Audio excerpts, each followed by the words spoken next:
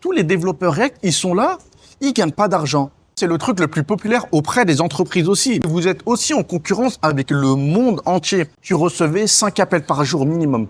Non, désolé, je ne suis plus disponible, j'ai déjà trouvé un travail. Le plus gros investissement, c'est la compétence. Et la compétence, tu l'as, tu connais JavaScript. Bienvenue à tous, nouvelle vidéo. Aujourd'hui, on va voir pourquoi tous les développeurs React sont au chômage. Donc là, comme d'hab, je vous fais la vidéo depuis la piscine. Je vous montre, là, il n'y a personne. J'espère que ça va durer. Donc, je vais essayer d'aller vite avant que les gamins arrivent. Donc là, je fais cette vidéo parce que je continue de recevoir énormément de messages de personnes qui ont fait une reconversion dans l'informatique et qui galèrent à trouver du travail, que ce soit du travail en tant que salarié ou du travail en tant que freelance. Et le point commun avec toutes ces personnes, c'est qu'elles ont fait une reconversion informatique dans React. Elles ont appris React. Donc React, c'est une librairie front-end développée par Facebook. Et voilà, en concurrence, tu as Angular et Vue. Donc on va un petit peu comparer tout ça et on va essayer de réfléchir aux raisons pour lesquelles ces personnes-là ne trouvent pas de travail. Je vais aussi essayer d'apporter des solutions dans cette vidéo pour vous sortir de cette situation. Parce que c'est vrai, c'est dommage, il y en a certaines, elles ont passé plusieurs années parfois à faire leur reconversion informatique et à la fin, voilà, elles se retrouvent toujours au chômage et elles galèrent à trouver du travail. Donc j'avais déjà fait une vidéo à ce sujet sur ma chaîne principale, mais là on va vraiment se focus sur React parce que c'est ça que la plupart des gens font. Donc avant de commencer rapidement aussi, si jamais vous êtes un particulier, une entreprise ou n'importe quoi et que vous avez une idée d'application mobile, mais que vous ne savez pas coder et que voilà, vous voulez sortir votre application, vous pouvez réserver un appel avec moi. J'ai mon entreprise au Vietnam, j'ai des développeurs aussi au Vietnam et on peut s'occuper de coder l'application pour vous, que ce soit une application mobile, une SaaS, une web app, un site internet, ce que vous voulez. On s'occupe vraiment de tout et à la fin, on vous livre le projet clé en main avec toutes les fonctionnalités. Vous êtes propriétaire du code front-end, back-end, du serveur, de la base de données, l'application ou la web app, tout ça, ça sera prêt à être monétisé. Toutes les fonctionnalités seront déjà implémentées. Et si jamais vous savez déjà coder et que vous voulez apprendre à faire des applications pour avoir cette compétence en plus et du coup faire autant d'applications que vous voulez, vous pouvez aussi réserver un call avec moi. Je propose un accompagnement pour les développeurs qui veulent apprendre à faire des applications. Donc je vous montre vraiment tout de A à Z. Je vous évite de faire toutes les erreurs que moi j'ai pu commettre par le passé afin d'avoir votre propre application rentable. Moi là, faut savoir que je vis au Vietnam depuis là c'est la 3e année et typiquement les applications mobiles c'est une de mes sources de revenus passifs.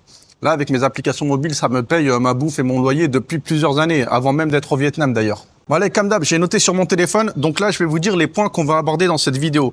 Donc en premier, on va parler de la popularité. Donc pourquoi tout le monde choisit React? Parce que c'est populaire, mais je vais vous donner un peu plus de chiffres.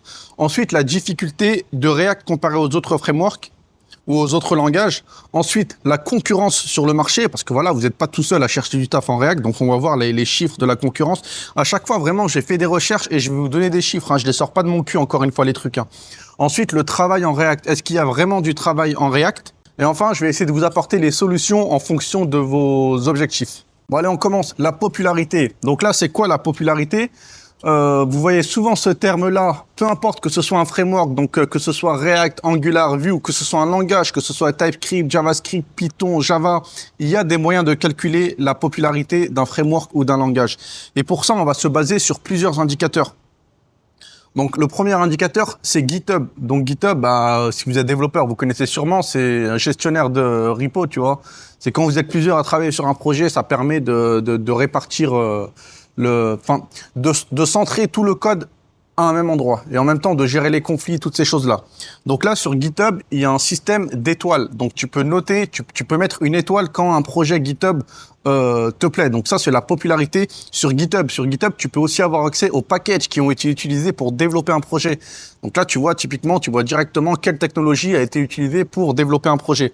Donc là, on va regarder le nombre d'étoiles sur GitHub de React.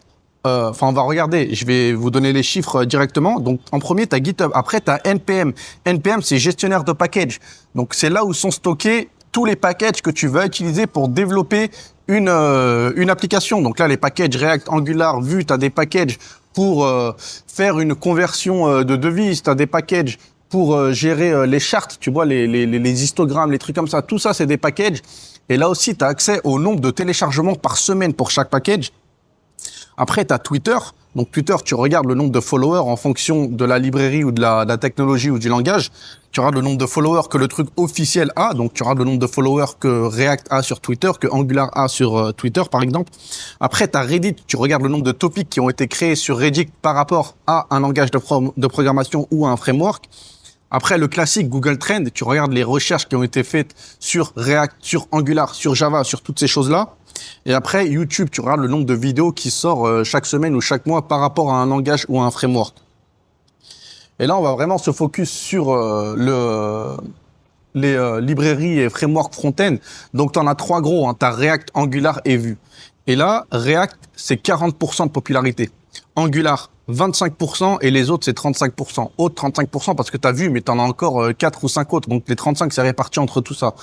Donc là, vous voyez que React, il a une large avance sur Angular. Donc là, React, c'est 40%. Hein. C'est presque 2 fois plus que Angular en termes de popularité. Hein. Donc voilà pourquoi tout le monde choisit React, parce que clairement, c'est le plus populaire. Mais là, encore une fois, c'est d'un point de vue mondial. Hein. Donc là, c'est vraiment, ça concerne tous les continents, tout machin. Parce que voilà, c'est Internet, c'est d'un point de vue mondial, là, ces chiffres. Hein. Donc React, popularité number one.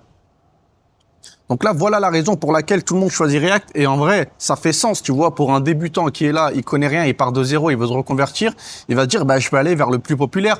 Pourquoi le plus populaire? Parce que lui, il se dit, si c'est le plus populaire sur Internet, c'est que c'est le truc le plus populaire auprès des entreprises aussi. Mais en fait, elle est là, la nuance. C'est pas forcément vrai, ce truc-là. Et ça, on va le voir un peu plus tard dans la vidéo. Après, catégorie numéro 2, là, on va voir la difficulté. Parce que là aussi, c'est bien beau d'avoir un truc super populaire, mais après, tu as la difficulté d'apprentissage. Est-ce que c'est dur à apprendre? Combien de temps ça apprendre? Est-ce que les concepts sont difficiles à appréhender? Toutes ces choses-là. Et là, j'ai regardé un petit peu avec ChatGPT de me faire un classement de difficulté en fonction de plusieurs paramètres. Et là, les principaux paramètres qu'il y avait, c'était installation, démarrage. Donc, c'est-à-dire, quand tu pars de zéro, tu as ton ordinateur, il n'y a rien dessus. Est-ce que c'est long de démarrer, d'installer tous les plugins, les librairies, les IDE, ces choses-là? Donc là, c'est ça. Après, tu as la courbe d'apprentissage. Donc, comment est cette courbe d'apprentissage? Est-ce que au début, ça sera facile, après, d'un coup, ça devient difficile? Ou est-ce que c'est un truc linéaire? Ou est-ce que c'est compliqué dès le début et après, une fois que ça devient de plus en plus facile comme ça? Donc là, c'est ça, la courbe d'apprentissage. Après, tu as la compréhension des concepts. Et là, encore une fois, bah ça, j'ai envie de te dire, ça dépend de chacun. Tu vois, il y en a, ils vont comprendre des concepts super facilement. Il y en a pour qui, non, ça va rester abstrait de malade, tu vois. Même s'ils y passent 1000 ans, ils comprendront jamais. Moi, il y a des trucs, je sais que je comprendrai jamais de ma vie, tu vois. C'est, je me rappelle, je m'étais mis sur je vous donne un exemple, mon cas personnel. À un moment, je m'étais formé sur la création de smart contracts. Donc, smart contracts, c'est tout ce qui est utilisé donc sur les blockchains, tu vois, pour les cryptos, les trucs comme ça. Et ça, le langage, c'est Solidity. Donc, au début, je me mets Solidity. Donc, la courbe d'apprentissage, si là, je mets la difficulté sur les ordonnées et difficulté et temps sur les abscisses, bah, au début, après, moi, je connaissais JavaScript. Hein. Donc, au début, la difficulté, elle est faible. Tu vois, t'apprends, tac, tac, tac. Et après, dès que je suis commencé à arriver à la partie sécurité des smart contracts, bim, c'est monté en flèche. Et là, laisse tomber, j'étais perdu, j'y arrivais pas. C'était vraiment les trucs détaillés parce qu'en plus, il faut savoir un truc sur les smart contracts. Une fois que tu as déployé un smart contract, il est immuable. C'est-à-dire que tu peux plus le changer, en fait. Une fois qu'il est en ligne sur la blockchain, c'est bon, tu peux plus rien modifier. Dans l'idéal, après, en vrai, tu as des manières de modifier un smart contract, tu vois, si tu externalises des trucs et tout. Mais voilà, normalement, un smart contract, à la base, c'est immuable.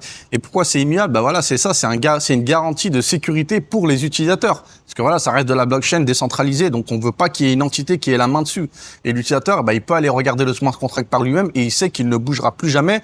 Donc, c'est pas du jour au lendemain, le mec qui gère la plateforme, bah, il va changer les règles et voilà, toi, tu l'as dans l'os, tu vois. Donc, pourquoi j'en parlais de ça? C'est un petit peu hors sujet. Mais voilà, du coup, tu avais la courbe d'apprentissage, compréhension des concepts. Donc là, les concepts, c'est typiquement, c'est les classes, les interfaces, tu vois, tous ces trucs-là, il faut le comprendre. Et encore, ça dépend des langages et des frameworks. Il y a des frameworks où les concepts ne sont pas aussi compliqués. Tu as l'architecture aussi. Et donc voilà, toutes ces choses-là. Et là, le classement qui en est ressorti, donc sur une échelle de 10, donc 10 super compliqué et 1 super facile. Donc là, React, il a obtenu une note de 4 sur 10. Angular, 6 sur 10. Et Java, 8 sur 10. Donc, vous voyez que React, c'est le framework, enfin, la librairie la plus facile à appréhender et à apprendre pour quelqu'un qui part de zéro. Et ça, je pense que c'est la principale raison pour laquelle toutes les personnes qui veulent faire une reconversion dans l'informatique se réorientent vers React, choisissent React, en fait. Parce que clairement, c'est le plus facile à appréhender. Pour quelqu'un qui part de zéro, après, je vous ai dit, il y en a, ils passent plusieurs années, mais voilà, quelqu'un qui part de zéro, je pense qu'en 2-3 mois, normalement, si t'as un cerveau qui fonctionne normalement, c'est plié React. Et ça, c'est pas une mauvaise chose, hein, qu'un truc soit facile à appréhender, à apprendre, toutes ces choses-là. C'est qu'au contraire, là, la librairie React, Facebook, ils ont fait du bon taf parce que c'est un truc fonctionnel qui est utilisé par de nombreux projets et qui marche depuis plusieurs années. Donc, c'est que vraiment, si c'est simple et que ça marche et que ça fait le boulot, c'est que le truc, il a été super bien pensé dès le début. Donc ça, c'est un bon point pour React, le fait que ce soit facile. Mais on va rentrer dans le détail un peu plus loin dans la vidéo. Et donc là, pour vous résumer, en fait, si jamais tu veux quelque chose de facile à apprendre, qui fonctionne rapidement, tu vois les résultats rapidement, c'est-à-dire dès que tu commences à lancer ton projet, tu peux directement avoir un front-end avec des boutons, des menus, toutes ces choses-là. React, ça sera le plus rapide, ça sera le plus simple. Mais par contre, si tu veux un truc carré, donc qui est là, solide, tu vois, il est là pour durer dans le temps. Il y a deux termes qui reviennent souvent dans le monde du développement informatique. C'est un truc maintenable et robuste. Donc maintenable, ça veut dire quoi? Ça veut dire que le jour où le développeur qui a codé le truc, il part, bah voilà, et qu'un nouveau développeur, de nouveaux développeurs arrivent sur le projet doit être facilement maintenable. Tu vois, il faut pas que tu arrives sur le projet, tu te dis putain, c'est compliqué, je comprends rien, comment ça marche. Là, non, il faut que ce soit maintenable de malade. Ça, c'est un truc super important pour les entreprises. Et un truc robuste aussi, c'est-à-dire que si un jour, tu as une mise à jour sur une API ou un truc comme ça doit pas casser ton application. Ou bien si jamais, je sais pas, tu veux rajouter une nouvelle fonctionnalité dans ton application, ça doit pas venir impacter les autres fonctionnalités. Donc c'est ça la robustesse, c'est que ton application, elle doit tenir le coup quoi qu'il arrive. Et ça aussi, c'est un truc qui est super important pour les grosses entreprises. Et si jamais tu veux un truc maintenable et robuste, ce que la plupart des grosses entreprises veulent, elles se tournent pas vers React. Parce que React, c'est maintenable, c'est robuste aussi, mais pas autant que Angular. Et c'est pour ça que la difficulté de Angular, elle est plus élevée, parce que le code, l'architecture de Angular, elle est faite de manière à ce que ce soit vraiment plus robuste et plus maintenable pour les gros projets. Et là, je vous parle vraiment d'entreprises qui ont typiquement EDF, tout ce qui va être dans la banque, dans la finance, assurance, santé. C'est des centaines de fichiers, c'est des dizaines de milliers de lignes de code. Et là, vraiment, il faut vraiment bien tout séparer. Un module, un fichier ou un dossier, une fonctionnalité, pas plus. Tu vois, tu divises au maximum, tu vois, diviser pour mieux régner. Et ça, c'est un truc que Angular fait mieux que React. Mais en même temps, il faut l'apprendre, ce truc-là. C'est pour ça que Angular est plus compliqué à apprendre que React. Mais tu gagnes sur la robustesse et la maintenabilité de ton code final. Maintenant, on passe à la catégorie suivante, ça va être la concurrence. Parce que là aussi, comme j'ai dit au début, vous n'êtes pas tout seul sur le marché du travail. Et là, je vais vous dire tous les développeurs React avec qui vous êtes en concurrence. On va se focus sur la France parce que la majorité de mon audience, elle est en France.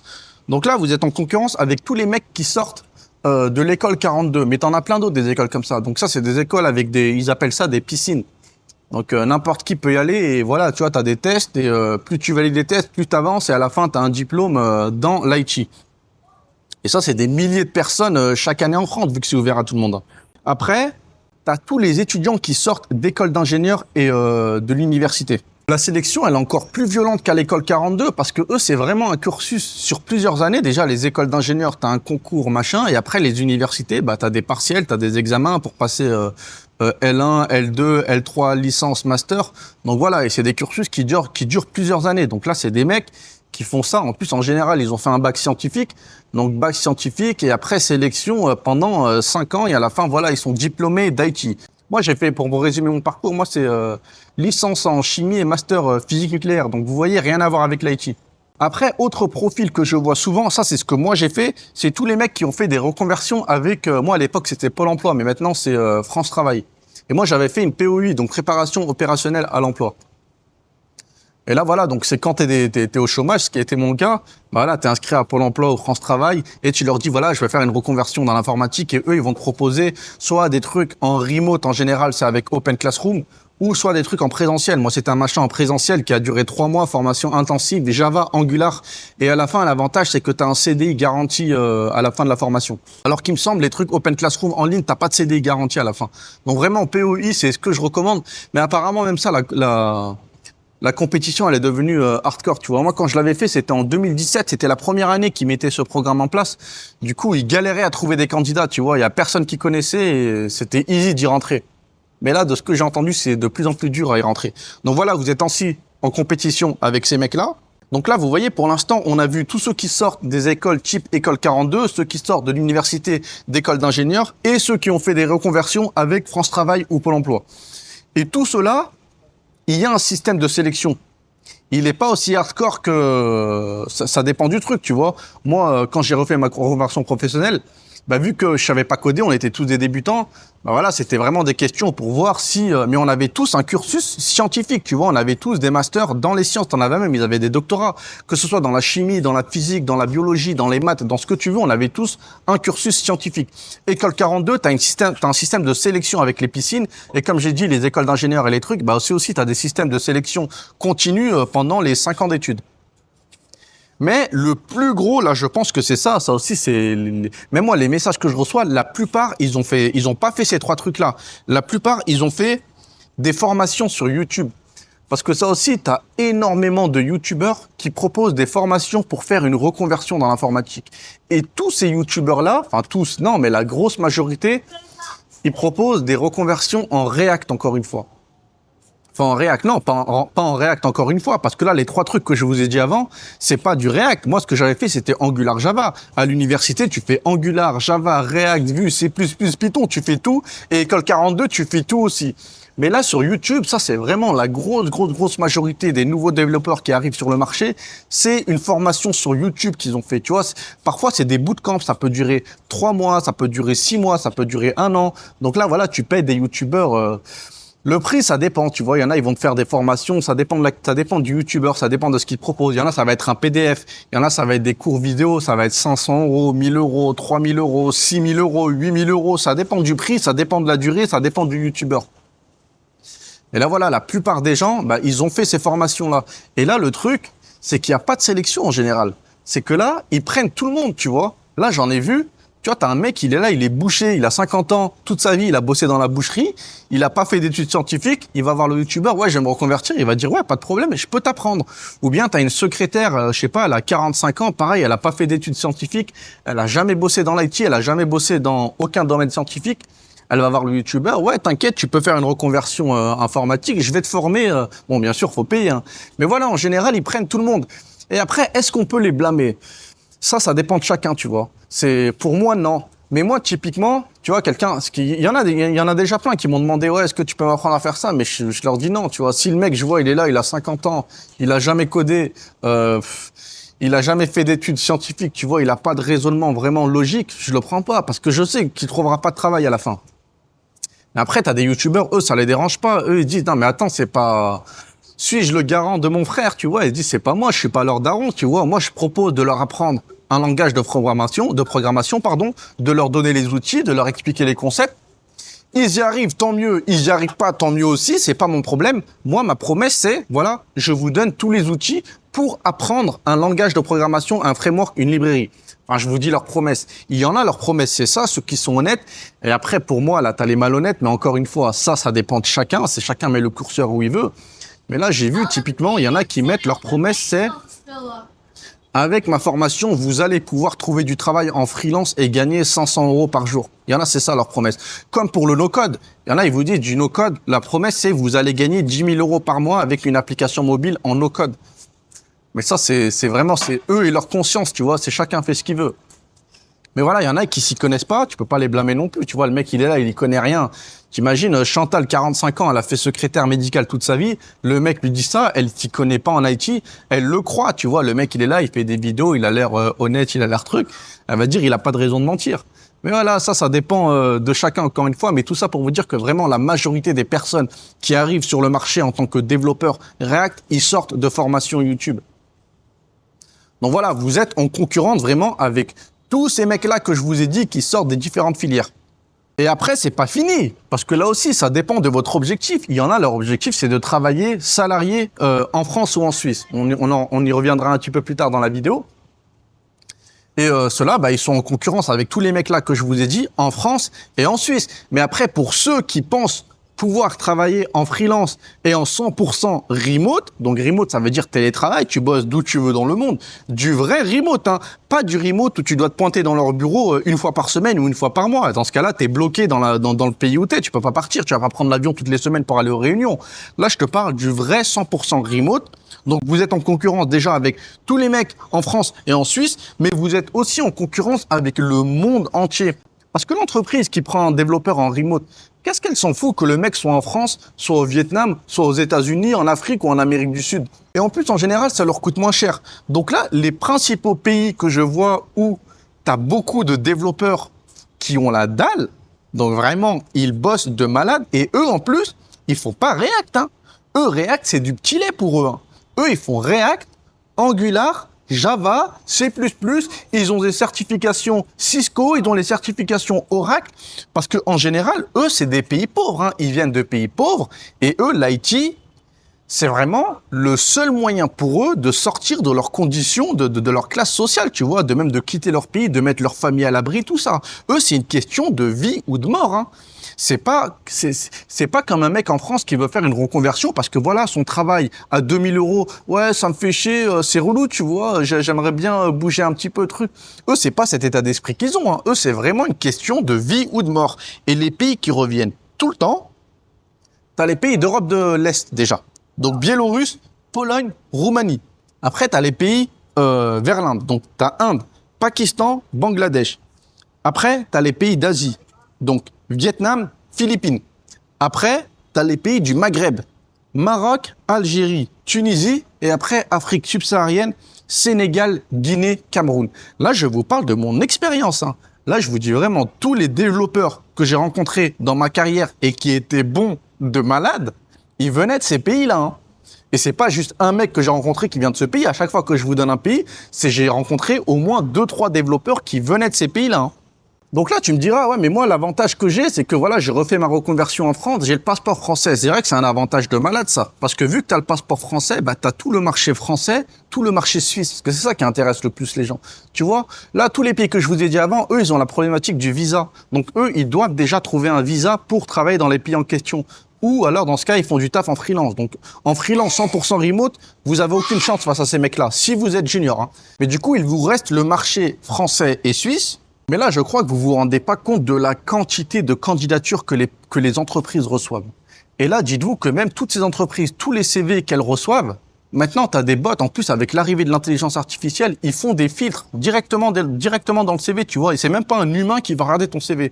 Tu demandes à l'IA, vire-moi tous les CV qui sont une reconversion professionnelle, il va virer tout le monde. Parce que déjà, sur le CV, t'as des mecs, je sais pas, il va être vendeur de voitures. L'autre, il était boucher, l'autre, il était machin. Rien à voir avec l'IT. Ça part à la poubelle. Parce que je sais pas si vous avez vu, mais les offres d'emploi, 80% déjà, ils demandent des seniors. C'est fini les offres d'emploi de l'époque 2018, 2019, où tu prenais des juniors. Moi, j'ai eu de la chance, hein, à l'époque où j'ai fait ma formation, donc c'était en 2017. Ils étaient en galère de développeurs de malades. Je recevais des appels. Quand je mettais mon CV juste sur Monster, où tu avais 2 sites, tu avais monster.fr, je l'avais mis même que sur Monster, mais je sais que tu avais Indeed et tu avais un autre site comme ça. Mais juste, tu mettais ton CV sur Monster, tu te mettais en disponible, tu recevais 5 appels par jour minimum. Ils t'appelaient comme ça, oui, tac, tac, tac. Ton répondeur, il était plein à la fin. Mais cette époque-là, c'est fini, elle est révolue ce temps-là. Donc là, vous postulez, vous êtes en concurrence avec tous les mecs que je vous ai dit avant, qui sortent de l'école d'ingénieur, université, France Travail, Open Classroom, et tous les formateurs, tous les mecs qui ont fait des formations YouTube, des milliers et des milliers de personnes, et tous juniors, React, pas d'expérience, pas de background scientifique, machin, tout ça, des formations, là je parle des formations YouTube, hein. Les autres, si, ils sont jeunes. Après, t'as l'âge aussi, t'as le critère de l'âge. Parce que là, les formations YouTube, c'est beaucoup de personnes qui ont 30 ans ou plus, hein. Alors que là, tous ceux qui font école 42, école d'ingénieur, machin, en général, la moyenne d'âge, c'est 22, 23 ans, hein, quand ils sortent de là-dedans. Et même moi, quand j'avais fait ma PEI, la moyenne d'âge, c'était 28 ans. Ouais, c'était 28 ans. Et je me rappelle que même que quand j'étais allé quand j'avais commencé à bosser à CJ à Lyon, j'étais l'un des plus vieux. Pourtant, 28 ans, c'est pas vieux, tu vois. Mais la moyenne d'âge, elle était basse de malade, c'était 23 ans, tu vois. J'avais vraiment l'impression d'être un boomer dans le truc. Mais regardez ma vidéo, je vous parle vraiment plus de l'âge sur l'autre vidéo sur ma chaîne principale. Allez, on passe à la catégorie suivante. Maintenant, on va parler du travail, les offres d'emploi. Parce qu'on a bien vu que React, c'était le plus populaire d'un point de vue mondial. Mais ça aussi, il suffit pas de regarder d'un point de vue mondial. Parce que voilà, on n'est pas, vous vivez pas aux États-Unis, hein, vous vivez pas en Chine ou je sais pas où. Vous êtes en France et vous ciblez le marché français et suisse. Donc, que ce soit populaire, c'est bien beau, mais ce qui devrait vous intéresser, c'est les offres d'emploi. Quand vous choisissez un framework, une technologie, avant même de choisir ça, c'est pas la popularité qu'il faut regarder, c'est les offres d'emploi sur le marché. Et là, je suis allé regarder les offres d'emploi sur le marché français et sur le marché suisse.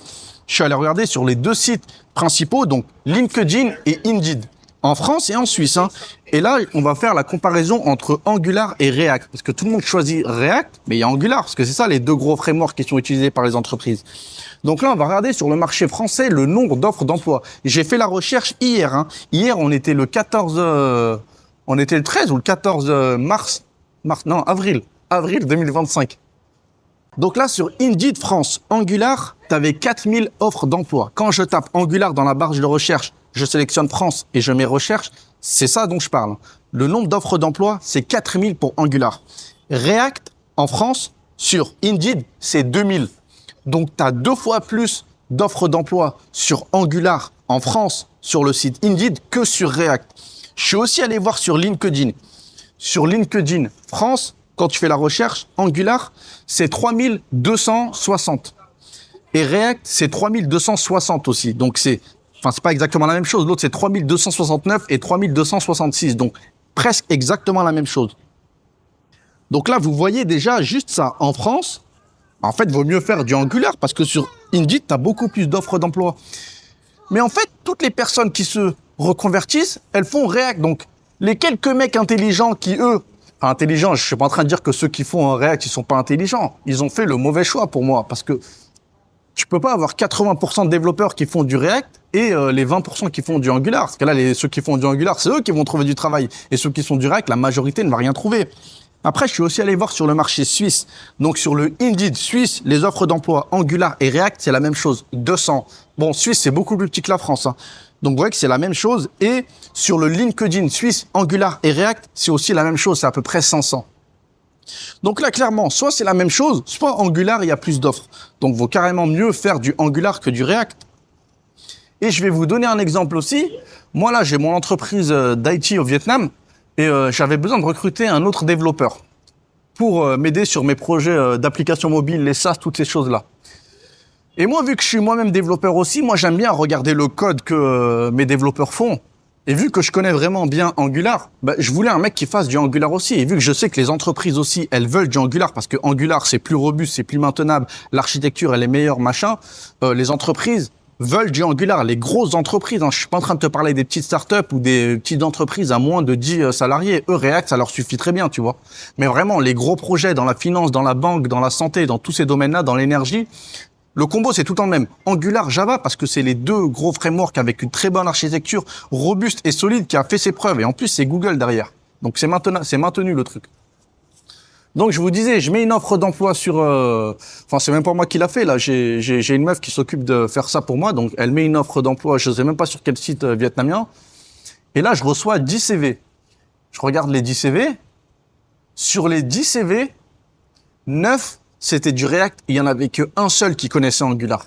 Donc moi, direct, je contacte le mec qui connaît Angular, je lui envoie un message, je lui dis « franchement, ton CV intéressant, machin, t'es convié à l'entretien. » Je lui dis « t'es disponible la semaine prochaine, machin, à 15h. » Bref, je lui demande ses disponibilités pour un entretien.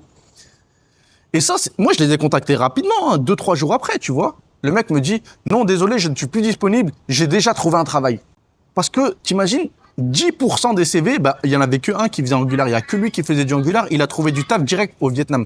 Et les 9 autres, j'en ai contacté 3 autres. Les 3 autres étaient disponibles. Et à la fin, j'en ai gardé un Tu vois, parce que j'ai regardé le code qu'il a fait sur son GitHub, machin, je lui dis, t'es prêt à te former sur Angular? Il m'a dit oui. Et là, bah voilà, ça fait 3 semaines, là, je suis en train de le former, enfin, je suis en train de le former. Je lui ai donné le lien Angular et je lui ai dit, ouais, fais le tutoriel sur Angular et après, on verra. Si tu as des questions, je t'aiderai, machin.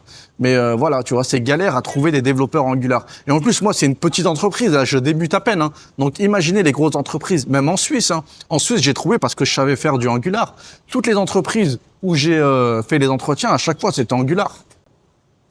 Et la dernière entreprise, si à un moment, il y avait une entreprise, j'avais fait un entretien chez eux, et eux, c'était du React, mais c'était une start-up qui venait d'être créée. Donc, vous voyez, React, c'est vraiment beaucoup utilisé par les petites entreprises, les start-up, ce genre d'entreprise. Mais vraiment, les grosses boîtes qui sont dans le game depuis des dizaines d'années, eux, elles sont passées sur Angular. Donc, allez, on passe à la catégorie suivante, les solutions. Comment faire pour vous sortir de votre condition, là? Comment ça, vous galérez, vous vous êtes formé, vous avez appris, vous avez dépensé du temps, de l'énergie et vous trouvez pas de travail? C'est pas normal. Donc là, je vais vous dire les solutions que moi je vois pour les mecs qui ont fait, qui savent juste coder front-end React. Donc là, les solutions que moi je vous propose, en fait, ça dépend des objectifs de chacun. Et là, moi, il y a 3 objectifs que je vois tout le temps. Donc, t'as des mecs, eux, ils veulent rester salariés. Enfin, ils sont pas salariés. Enfin, ils sont pas salariés dans l'IT. Eux, ils veulent devenir salariés dans l'IT, que ce soit en France ou en Suisse. Le salariat, ça leur va très bien. Et en vrai, ça peut convenir à certaines personnes. Tu vois, le salariat, t'as la sécurité d'emploi, t'as des horaires fixes, machin. Typiquement, quand t'as une famille, le salariat, c'est très bien. Donc, il y en a, voilà. Ils veulent devenir salariés dans l'IT en France ou en Suisse. T'en as certains, ils veulent travailler en tant que freelance. Donc eux, freelance, et en général, c'est en remote. Donc ils veulent travailler en tant que freelance pour pouvoir voyager, vivre dans un autre pays, ou bien même rester en France. Hein. Mais voilà, freelance, ça paye mieux, les salaires sont plus élevés, mais c'est toi qui dois gérer tes taxes, c'est toi qui dois trouver tes clients, toutes ces choses-là, alors qu'au salarié, voilà, t'as rien à faire. Et enfin, t'en as d'autres, eux, ce qu'ils cherchent vraiment, c'est la liberté. Et quand je dis liberté, c'est la liberté géographique, liberté temporelle, c'est-à-dire liberté géographique, c'est-à-dire que tu peux vivre où tu veux, et temporel, c'est-à-dire que tu peux ne travailler ou ne pas travailler. Donc ça veut dire qu'il te faut un business, il te faut des revenus passifs grâce à l'IT à côté. Donc voilà, tu as ces 3 trucs-là, les salariés, les freelances et ceux qui veulent la liberté. Et moi, pour ceux qui visent vraiment le salariat, focussez-vous sur Angular React. Même Angular Java, pardon. Parce qu'en plus, l'avantage que vous avez là, c'est que vous connaissez déjà le React, donc vous connaissez déjà au moins le JavaScript. Et là, Angular, c'est vraiment juste des concepts de l'architecture à maîtriser. Vous n'allez pas partir de zéro à devoir réapprendre le JavaScript, HTML, CSS. Vous connaissez déjà tout ça. Et après, Java, donc ça va être encore plus dur. N'oubliez pas que la complexité est React 4 sur 10, Angular 6 sur 10, Java 8 sur 10. Donc moi, vraiment, pour ceux qui veulent travailler en tant que salarié en France et en Suisse, le combo parfait, Angular, Java. Mais là, il suffit pas d'avoir les bases. Il faut être bon, il faut être même excellent dans ces domaines-là. Parce que même Java, Angular, il y a de la compétition. Largement moins que les mecs qui connaissent que le React. Mais voilà, il y a quand même de la concurrence. Donc, il suffit pas juste de connaître les principes de base. Il faut vraiment connaître le truc dans le détail. La Java, c'est pas juste Java. C'est Java, Spring, Hibernate. C'est ça qui est utilisé par les entreprises. Et Angular, c'est pas juste, voilà, je sais faire une to-do list. Angular, c'est, tu es capable de maîtriser un projet front-end avec plusieurs centaines de fichiers, de faire une architecture robuste, d'arriver sur un projet qui est là depuis 10 ans, tu dois être opérationnel en quelques semaines dessus. C'est ça, être compétent sur Angular Java. C'est pas juste connaître les bases. Hein. Donc, si vous vous sentez prêt à faire ça, moi, c'est ce que je recommande si vous visez le salariat. Hein. Mais moi, je vise pas le salariat. Moi, je recommande pas d'être salarié. Et voilà, tu as des mecs qui sont déter, ils veulent être salariés. Donc, si vous voulez être salarié, Angular Java. Mais encore une fois, j'insiste bien sur le fait qu'il faut être excellent dans ces domaines-là. Angular, Java, quand vous allez postuler pour une entreprise, il faut pas être junior. Même si vous n'avez pas d'expérience, faites-vous votre propre expérience. Faites des projets vous-même. Essayez de trouver des clients en ligne. Vous vendez vos services pour une bouchée de pain, juste histoire d'avoir une ligne en plus sur le CV. Mais vraiment, il faut être excellent. Parce que de toute façon, les entreprises, en France, tu as la période d'essai et ensuite, tu peux te faire virer du jour au lendemain. Donc, ils vont pas se faire chier, les entreprises, elles sont pas là pour vous former. Hein. Moi, à l'époque, quand j'ai travaillé, c'était en tant que junior. Donc l'entreprise, déjà, c'était elle qui finançait la reconversion, la formation, machin. Donc elle savait très bien qu'on était junior. Et même comme ça, t'en avais dans mon groupe, après 3 mois, ils étaient toujours pas autonomes, ils les ont virés. Parce que la période d'essai, c'était 3 mois, renouvelable encore 3 mois, je crois. C'était 6 mois au total. Donc là, ils te viraient. Et en Suisse, pareil. En Suisse, je me rappelle, ils avaient pris un mec, il était là, ils le prennent, pas de problème. Mais s'ils voient qu'après 1 mois, le mec, il n'est pas autonome, il est lent, ils le virent. Donc là, c'est à vos risques et périls. Soyez sûr d'être bon avant de postuler à une offre d'emploi. Les entreprises, elles sont sans pitié. Hein. Si vous n'êtes pas là pour aller casser les culs aux autres développeurs, à leur poser des questions toutes les 5 minutes. Hein. Ça, c'est si vous êtes recruté en tant qu'alternant, en tant que stagiaire, en tant que junior. Mais en tant que junior, c'est pratiquement impossible aujourd'hui. Toutes les offres, les 80%, c'est seniors. Elles demandent toutes des seniors avec de l'expérience. Donc c'est pour ça que je recommande pas le salariat pour ceux qui ont fait une reconversion React. Après, pour ceux qui veulent travailler en freelance, moi, ce que je recommande, toujours Java Angular, mais c'est pas obligatoire. Vous pouvez aussi, juste avec React, trouver du travail en tant que freelance. Mais là, le problème, c'est que React, c'est que du front-end. Si vous voulez travailler en freelance, il va falloir aussi maîtriser un framework back-end. Et là, vous avez Next.js pour React, ou bien vous avez Nest, avec un S cette fois, JS pour Angular, ou vous avez Firebase. Firebase, en plus, l'avantage, c'est qu'il y a la base de données aussi avec, et c'est du NoSQL. Donc voilà, si vous voulez travailler en tant que freelance, React, ça peut suffire pour faire du front-end parce que freelance, vos clients, ça sera souvent des startups, tu vois, ou des petites boîtes. Et eux, React, leur projet, leur front-end, il est fait en React en général. Et s'ils partent de zéro, vous pouvez aussi très bien le faire en React, ça fait très bien l'affaire, tu vois, c'est des petites boîtes. Mais il va falloir aussi un framework ou un langage back-end. Donc voilà, c'est pour ça que je recommande Next.js, Nest.js ou Firebase. Parce que là, les startups aussi, elles sont pas là pour vous former. Les startups, c'est simple. Ils arrivent, ils t'embauchent. Ouais, on aimerait bien avoir ça et c'est tout. Tu sais, limite en quelques phrases, ils te disent ce qu'ils veulent et toi, tu dois tout faire. C'est ça les startups, c'est ça le truc freelance. Freelance, c'est vraiment, ils sont pas là pour t'aider, ils sont pas là pour te montrer comment faire. Freelance, c'est vraiment réservé aux mecs qui savent tout faire, du front, du back, serveur, base de données, DNS, nom de domaine, marketing. Tu dois tout faire, tu dois savoir tout faire. Et ça, c'est pas compliqué, mais voilà, enfin, c'est pas compliqué. Il faut se former là-dessus, mais avec React, non, tu trouveras pratiquement rien en freelance. Et enfin, moi, ce que je recommande, c'est vraiment ceux qui font applications mobiles et SaaS. Et là, vous allez me dire, ouais, mais toi, tu recommandes ça, c'est normal, c'est ta chaîne. Ouais, c'est vrai qu'il peut y avoir un biais là-dessus, parce que moi, là, ma chaîne, c'est vraiment dédié à tous ceux qui veulent faire des applications mobiles et des SaaS. Mais même ça, parce que moi, j'ai testé les trois. J'ai testé le salariat en France et en Suisse. J'ai testé le freelancing. Et en parallèle de ça, j'avais déjà commencé à faire mes applications mobiles et mes SaaS. Mais là, je me rends compte que les applications mobiles et les SaaS, mais c'est le top du top. Parce que là, tu codes des trucs pour toi-même. Donc là, même quand tu arrêtes de bosser dessus, l'application mobile, la SaaS, elle est en ligne, elle tourne toute seule, ça te génère des revenus tous les ans. Moi, mes applications mobiles, ça fait des années que ça me rapporte de l'argent tous les mois. Là, je vais au Vietnam, comme je vous ai dit, ça me paye mon loyer, ma bouffe, sans que j'ai rien à perdre. Je fais une mise à jour une fois par an ou une fois tous les 2 ans. Et en plus, l'autre avantage à savoir faire des applications mobiles et des SaaS, je parle de code là, hein. Je parle pas de l'arnaque du no-code. Hein.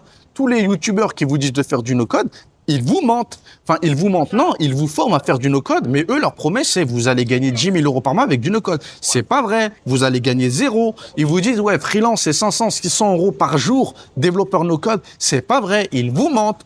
Eux ne font pas ça. Ils vivent que des formations. Donc, faites attention à ce que vous entendez sur YouTube. Donc là, pour en revenir, vraiment, pour moi, l'avantage de savoir faire des applications mobiles et des SaaS, c'est que regarde, même le mec qui a fait une reconversion professionnelle en React et qui connaît que le React, il a juste à apprendre Firebase, c'est que du JavaScript et c'est du NoSQL, donc JavaScript, tu le connais déjà. Donc là, c'est vraiment juste de la configuration à apprendre.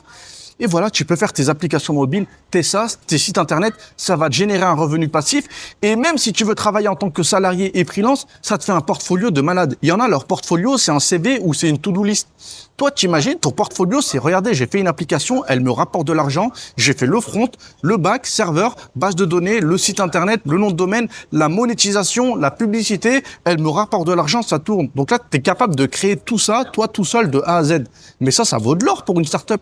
Parce que toutes les startups, elles veulent leur application mobile, elles veulent leur SaaS, elles veulent leur progressive web app, elles veulent implémenter de la monétisation, de la publicité, de la back-end, gestion base de données, gestion des utilisateurs, dashboard admin, toutes ces choses-là. Quand tu fais une application mobile ou une SaaS, tu vas devoir l'implémenter. Donc, tu auras cette compétence en plus. Donc, vraiment, c'est ce que je recommande, moi, mais 1000 fois plus que tout le reste, tu vois. Parce que salarié, certes, tu peux avoir des bons salaires, mais le jour où tu quittes ton travail, tu retombes à zéro. Tu n'as plus de revenus. Tu leur auras développé des applications, des sites, des plateformes, toutes ces choses-là, qui vont leur rapporter de l'argent pendant 10, 20, 30, 40 ans. Mais toi, le jour où tu pars, zéro. Parce qu'en France, t'as pas d'action, t'as rien. Ça, c'est aux États-Unis. Hein. Aux États-Unis, quand tu es développeur, tu participes à Uber ou une plateforme comme ça, tu as des actions. Donc, même quand tu pars, vu que tu as travaillé dans le truc, ça va continuer à te rapporter de l'argent. Alors qu'en France, en Suisse, t'as que dalle, t'as rien, tu vois. Ils te payent, t'échanges ton temps contre de l'argent, mais le jour où tu pars, tu retombes à zéro. Alors que quand tu as tes propres applications, elle est à toi, l'application. Donc, tant qu'elle est en ligne, tant qu'il y a des utilisateurs, ça va te rapporter de l'argent. Et en plus, comme j'ai dit, vous avez déjà la compétence. C'est pour ça que j'insiste beaucoup là-dessus, là. Parce que là, tous les développeurs React, ils sont là, ils gagnent pas d'argent. Je te jure, tout le temps, je vois, je sais, c'est codé, ouais, React, ouais. Mais je trouve pas de travail. Je trouve pas de clients. Je dis, mais fais une application, fais une SaaS, tu sais coder déjà. Mais non, je sais pas pourquoi il veut pas. Il a l'impression que c'est un truc de malade de faire des applications mobiles. Alors que non, t'as React Native. Moi, j'utilise Ionic, mais si tu connais React, fais-le avec React Native.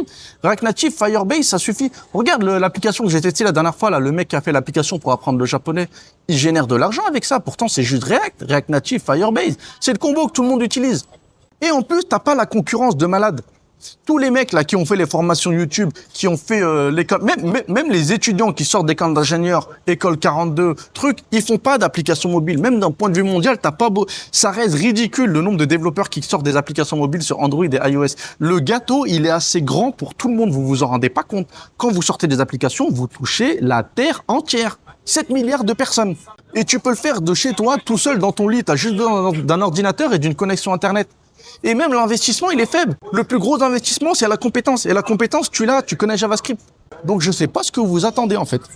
Donc voilà, merci d'avoir regardé. J'espère que ça va vous aider. Donc là, les solutions, il y en a 3. Salariés, Java, Angular, freelance, Java, Angular, React, Next.js, Firebase et application mobile, SaaS pour votre liberté, React Native, Firebase. Il vous manque que Firebase, en fait. Donc voilà, si jamais vous voulez apprendre à faire des applications, vous pouvez booker un call avec moi. Je vous montre vraiment tout de A à Z. Là, la seule compétence que j'existe, c'est savoir coder, peu importe le langage. Parce que là, je pars du principe aussi qu'un mec qui connaît un langage, que ce soit Python, Java, JavaScript, C++, tout ce que tu veux, c'est bon, il a la logique de la programmation. Donc ça, je peux vous former là-dessus. Mais en fait, je veux pas de mecs qui partent de zéro. Parce que même ça, j'en reçois beaucoup et en fait, c'est une perte de temps, tu vois. Donc si jamais vous savez pas coder, vous connaissez rien à l'informatique, ne bookez pas d'appel. En fait, vous allez juste perdre votre temps et le lien en passage. Donc vraiment, si jamais vous voulez coder, vous voulez apprendre à faire des applications et que vous savez déjà coder, vous pouvez booker un call avec moi. Par contre, si vous avez une idée d'application, mais que vous savez pas coder, machin, vous pouvez aussi booker un call avec moi. Et comme je l'ai dit au début, là, je m'occupe vraiment de coder toute l'application et de vous la livrer clé en main. Donc merci d'avoir regardé cette vidéo.